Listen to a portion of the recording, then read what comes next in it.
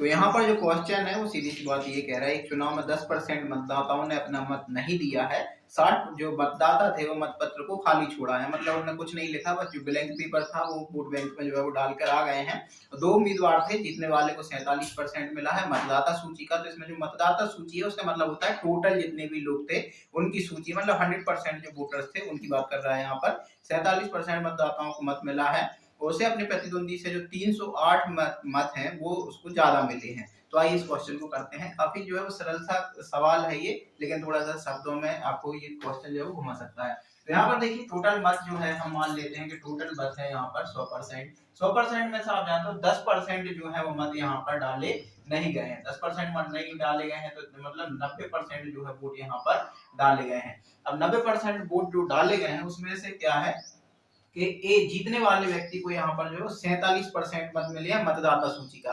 अब मतदाता सूची का मतलब होता है, देखो 10% वोट नहीं डाले गए हैं मतलब 90% वोट डाले, लेकिन मतदाता सूची का मतलब होता है कि जो टोटल 100% थे यहाँ पर ये उनकी बात कर रहा है, ना कि ये जितने वोट डाले गए उनकी। मतदाता सूची मतलब 100% जो टोटल वोटर्स है उनका, तो उनका जो है 47% यहाँ पर जीतने वाले उम्मीदवार को मिले हैं। तो यहाँ पर हम मान लेते हैं कि एक व्यक्ति है ए, एक है बी और एक कोई भी व्यक्ति नहीं है, वो जो 60 मतदाता थे रहे वो। तो इसमें जो 90% में जितने भी रहेंगे उसमें से एक तो ए रहेगा विजेता, एक बी रहेगा हारने वाला, और 60 वोटर्स थे जो ब्लैंक पेपर जो है वो वोट बैंक में अपने डाल कर आए हैं। तो यहाँ पर देखिए वो कह रहा है जीतने वाले को मिले हैं टोटल वोट का 47%। तो यहाँ पर हम ले लेते हैं 47% मिले हैं। अब 47% ऐसे मिल गए हैं, तो यहाँ पर देखिए आप 100 की बात नहीं करेंगे, अब टोटल जो 90% वोट डाले हैं हम उनकी बात करेंगे।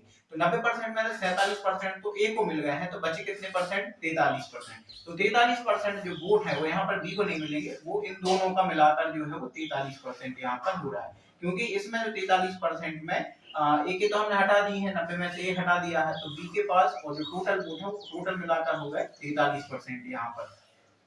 तो ये आपको समझना पड़ेगा। यहाँ पर देखिए आपको कह रहा है कि जो ए है और जो बी है, मतलब एक ए जीता है बी हारा है, और दोनों का जो अंतर है वो यहाँ पर दिया हुआ है 308 वोट का।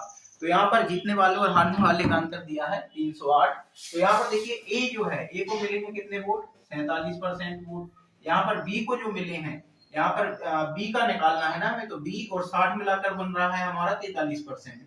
तो बी का हमें चाहिए है, तो 43% में से हम क्या करेंगे, यदि 43% में से 60 हम घटा देते हैं तो उस केस में क्या मिल जाएगा हमें? बी मिल जाएगा, और यहाँ पर आ जाता है 308। तो यहाँ पर आप देख सकते हो 47% में 43% चला जाएगा, तो यहाँ बचेगा 4%। यहाँ पर माइनस माइनस प्लस हो जाएगा, और ये प्लस हो जाएगा तो ये इस तरफ आएगा तो फिर घट जाएगा, और 308 में 60 गए, 300 में 7 240 और 8 248। तो यहाँ पर बचेंगे 248 वोट। अब इसको आप काट दीजिए, तो यहाँ पर 1% की वैल्यू हमें निकालनी रहती है, फिर उसके बाद हम 100% की वैल्यू निकालते हैं। यदि उसने पूछा होता कि कितने परसेंट जो है वोट नहीं डाले गए हैं, तो यहाँ पर हम 10 की वैल्यू निकाल के, टोटल पूछा है तो 100 की वैल्यू निकालेंगे, और यहाँ पर यदि टोटल पूछता है वो कास्ट कितने वोट हुए, मतलब डाले कितने गए हैं, तो 90% की वैल्यू निकालेंगे। लेकिन यहाँ पर वो पूछ रहा है टोटल मतदाताओं की संख्या कितने, तो हम 100% की वैल्यू निकालेंगे। तो यहाँ पर इससे 4 से हम काट देंगे, तो 4 3 24, 4 दूनी 8, और 1% की वैल्यू 62 है, तो यहाँ पर 100% की जो वैल्यू है वो निकल कर आ जाएगी आपकी 6200। तो ये दोस्तों इसका आंसर हो गया।